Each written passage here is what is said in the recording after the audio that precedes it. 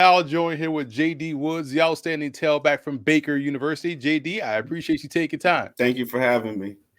Listen, man, as a former college running back myself, I always love talking a position with guys like yourself that have done it and have done it extremely well over the course of your career and just going throughout your entire Baker career. You won a lot of accolades. You put together some tremendous records, all-time touchdown scorer in NAIA history. Just want to to ask you from a 10,000-foot level, looking back on everything that you've accomplished at Baker, how would you assess your time playing college football? It was a blessing, me coming, I'm originally from Mississippi, so, a lot of kids don't make it out where I came from.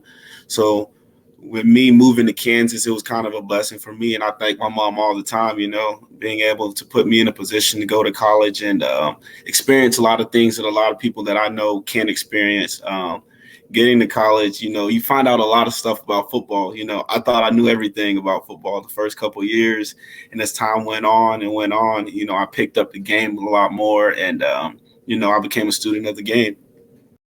It's funny. I remember my freshman year, I get to campus and they hand me my playbook, and I was like, "Oh no, you must have made a mistake. This must be for the quarterback because this way too thick." I Yeah. didn't realize we had this many run plays against this many defenses. Yeah. Yeah. When I first got to Baker, so my whole high school career, we were a huddle team. I'd never been in the spread offense. I wasn't, used to no huddle. So when I first got to Baker and they're like, we got to go over signals. I'm like, signals? I'm like, I don't know. I don't do signals. So it was that was a challenge for me, trying to remember signals and stuff. But it taught me, if you want to play at the next level, that's what you're going to have to do, because if you're going to have to play multiple positions and learn that stuff. So it kind of taught me how to just buy in, to what the coaches are teaching you and the expansion of the game. Teams don't huddle anymore. It's just how football is evolving. You're exceptionally right on that one, man. Especially when you look at how the game has transitioned to where it's more of a spread game as opposed to a congested in the box dot and I formation type game that I grew up playing.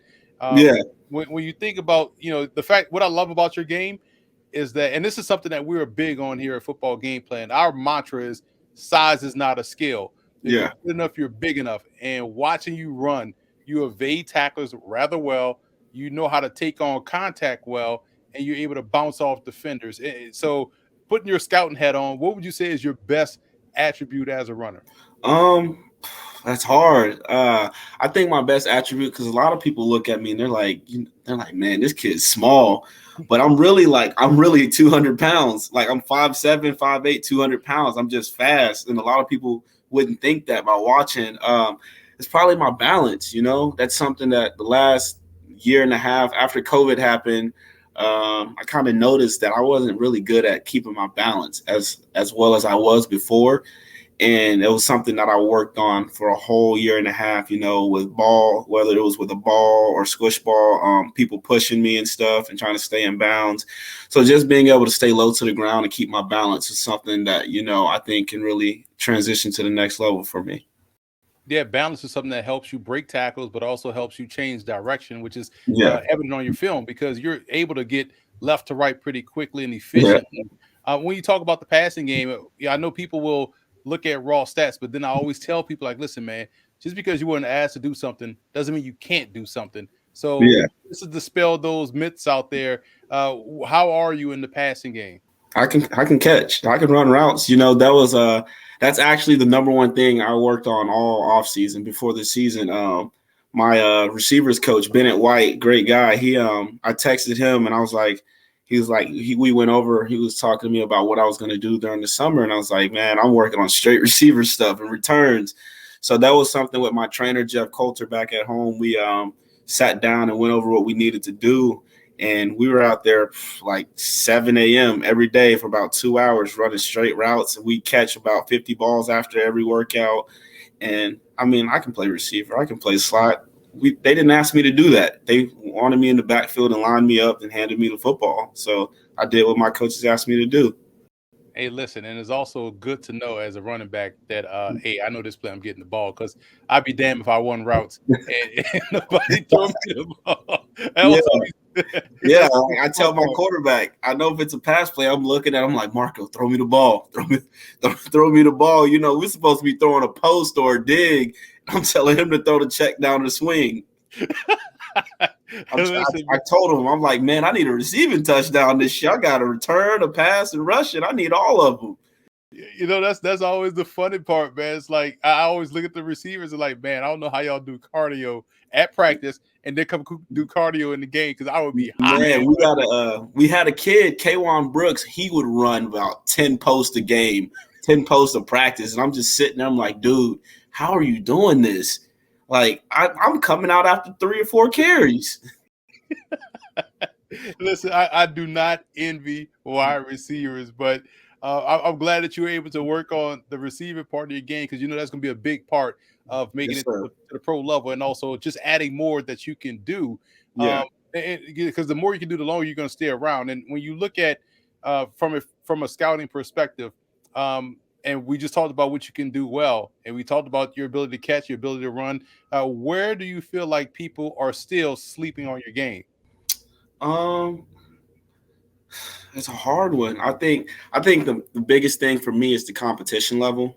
Mm-hmm. You know, obviously people are going to wonder since I played at an NAI level if I can play, but I don't think people know I played at Missouri Western State before I transferred to Baker. You know, I was in the rotation before I was deemed academically ineligible, so I had the red shirt. So that's probably the biggest thing for me. But outside of that, it would probably be, you know, the pass protection. You know, that's something I know that I'm going to have to work on, especially with me being 5'7", 5'8". People are going to send a lot of blitzes my way. So that those two things right there. That's a good point. And again, for the running backs that are out there watching the high school backs and the guys that are entering college, like, listen, no running back wants to pass protect, but because nobody wants to get run over at all. Exactly, because we know how it is in the film room. Man, they will watch the next day like 17 times in a row. And you're like, Coach, I get it, move on. You know, but all you really have to do is get in the way for about 2 seconds, and you're good to go. Yeah, the cut block became my best friend. That's my best friend. Listen, that was my thing in high school. I would like legit cut everything, and then I get to college, and no lie, first practice we're doing this back when we had 2 days. First practice, blitzing linebacker comes through. I'm like, all right, this is cool. I know what I'm about to do. He's 6'3", 240. I'm about to cut him. Dude, jump over me and sack the quarterback, and I'm like, yo. Yeah, like, this always worked in high school. Like, yeah. So in my offense, you know, we can only cut in 3-step protection. You know, 5-step protection. We manned up with the linebacker and DN. So every time I'm praying, it's like a Ray Lee call, so I can go run her out and not block anyone. That's what I used to always tell Coach. Like, Coach, you know, we just call scat protection, and I'll just go where the blitz is coming from, so that way, you know, I could block him without blocking him. Yeah, like, give him a chip. Yeah, chip him a little bit. Like, I'm glad we're able to vibe like that because only a running back would know what we go through on any given play in any given situation. So, when you look at Baker, and Baker, quiet as kept, is one of the premier NAIA programs. It's a good football program. And now that I'm talking to someone that actually have gone through it and played there, how special of a place is Baker? Oh, man, it's crazy. You know, when I first announced I was transferring, and mind you, I live in Lawrence, Kansas, where KU's at. So, and Baker's about 20 minutes away. I stay at home with my mom's, so I commute every day. And I'd never been to Baldwin. And it has one stoplight there. So when I announced I was transferring, I'm like, man, I'm not going to this small town. Like, I've been in Lawrence, Kansas my whole life since I moved here from Mississippi. But you know, once you get there, it's a good vibe, good atmosphere. Our football program's really, really good. And I think for a lot of people who sell themselves short on wanting to go D1 and stuff like that, you know, that's not what it is. All is, you know, there's ballers at the NAI level. You know, I've played against some of the best kids that I probably played against at D2 school at Missouri Western. You know, my 4.5 years there, we won 4 conference championships. We won almost 50 games. So it's just like all about what you bring to it. And people in Baldwin are going to take care of you. And I had a great time there. They made me a better person on and off the field. I was able to learn a lot of stuff. Like I said at the beginning of the interview, I picked up a lot more football. I understand what 3-down blitzes are coming, 4-down blitzes. And that's the good thing about being at a small school is they're going to teach you a lot more and, dedicated to you. Whereas if you're at a bigger school, there's 120 kids on the team. So yeah, it was a great vibe down there. Listen, man, it's been a pleasure to watch your career and watch you blossom into a pro prospect. And I know for a fact that you'll be playing bonus football after your collegiate days are done. Looking forward to seeing where you end up and what All-Star game you're going to get to, and we'll be following your success, your journey. And we definitely wish you the best luck and thank you again for taking time. Thank you for having me.